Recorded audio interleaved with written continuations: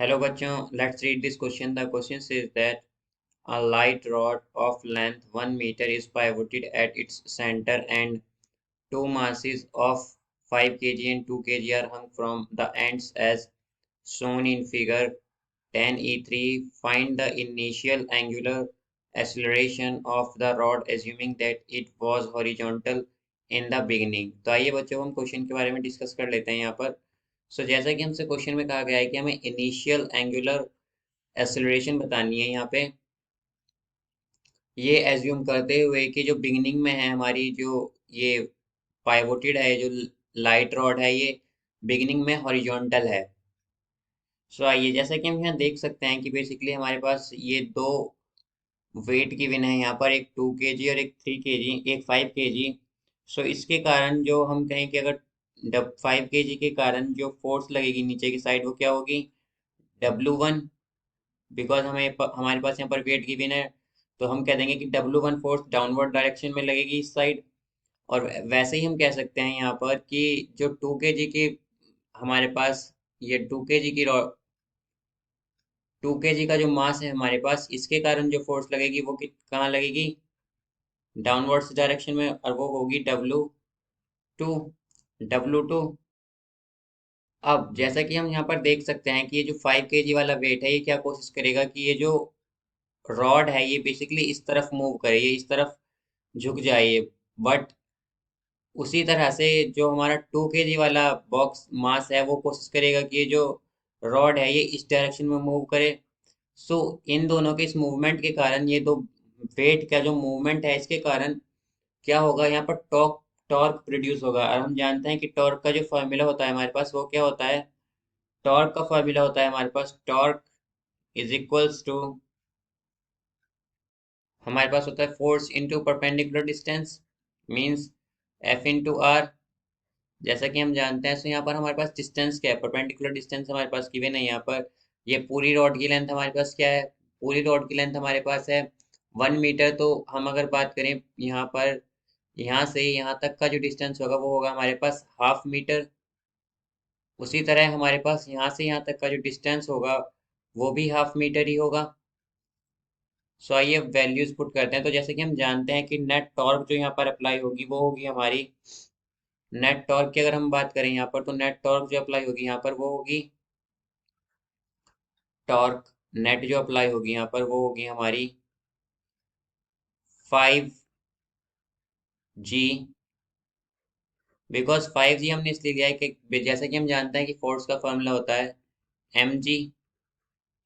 हमने यहाँ पर हमारे पास जो मास है वो 5 किलोग्राम है, और जो यहाँ पर g है वो ग्रेविटी कांस्टेंट है, प्लस इनटू आर की वैल्यू हमारे पास 1/2 मीटर है, माइनस माइनस ये वाला जो बॉक्स है हमारा इसका टॉर्क। इसका टॉर्क हमारे पास होगा 2 × G। सिमिलरली हमने यहाँ भी अप्लाई किया है फोर्स के लिए, इनटू डिस्टेंस क्या है 1/2।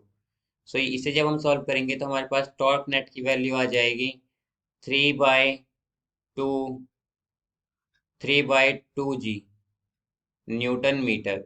ये हमारे पास वैल्यू आ गई है यहाँ पर टॉर्क नेट की।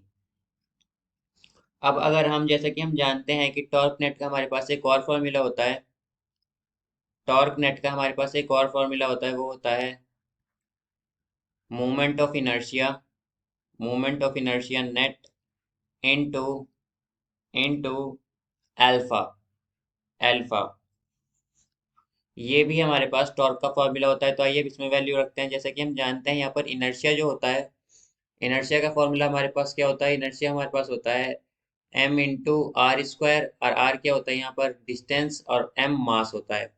आइए अब वैल्यूज पुट करते हैं। तो यहाँ पर टॉर्क नेट आएगा यहाँ से हमारा, torque net is equal to, यहाँ पर अगर हम बात करें मास की तो मास हमारे पास कितना है फर्स्ट बॉक्स का 5 kg, इनटू अगर हम बात करें यहाँ पर डिस्टेंस की तो डिस्टेंस है हमारे पास हाफ, हाफ का स्क्वायर होगा। बिकॉज जैसे कि हम देख सकते हैं फॉर्मूले में डिस्टेंस का स्क्वायर होता है, डिस्टेंस का स्क्वायर प्लस ये जो इनर्शिया होता है basically sigma M R square होता है। मीन्स कि जितने भी हमारे पास पार्टिकल्स हैं, जितने भी बॉक्सेस हैं, उन सबका जो स्क्वायर होगा एम आर का, वही हमारा इनर्शिया होगा, नेट इनर्शिया। तो हम क्या करेंगे, प्लस करेंगे यहाँ पर, प्लस 2 kg के वेट के कारण जो इनर्शिया प्रोड्यूस हो रहा है वो होगा 2 into ½ का स्क्वायर इनटू अल्फा, जब इसे हम सॉल्व करेंगे तो यहाँ से हमारे पास टॉर्क नेट आएगा 7/4 अल्फा। ये हमारे पास यहाँ से टॉर्क नेट आ गया। अब हमारे पास टॉर्क न्यूटन मीटर, अब हमारे पास दो टॉर्क की वैल्यूज आई हैं, तो हम क्या करेंगे, जैसे कि हम देख सकते हैं ये भी टॉर्क नेट है और ये भी टॉर्क नेट है, सो हम दोनों टॉर्क नेट की वैल्यू को इक्वेट करेंगे तो ये हो जाएगा हमारे पास, ये आ जाएगा हमारे पास यहाँ से 3/2 जी इज इक्वल्स टू 7/4 अल्फा। सो यहाँ से हम अल्फा की वैल्यू अगर निकालें तो ये हो जाएगी हमारे पास 3 into 4 डिवाइडेड बाय 2 into 7। यहाँ से हम देख सकते हैं ये इंटू में जी आएगा हमारे पास, देख सकते हैं 4 से 2 कैंसिल होगा तो ये हो जाएगा हमारे पास 3 into 4, और हम जानते हैं कि जी की वैल्यू होती है 9.8, सो हम लिख देंगे 9.8 जी की value divided by 2 into 7, 2 into 7। तो अगर हम इसे सॉल्व करें तो हमारे पास अल्फा की वैल्यू आ जाती है, 8.4 न्यूटन न्यूटन मीटर स्क्वायर।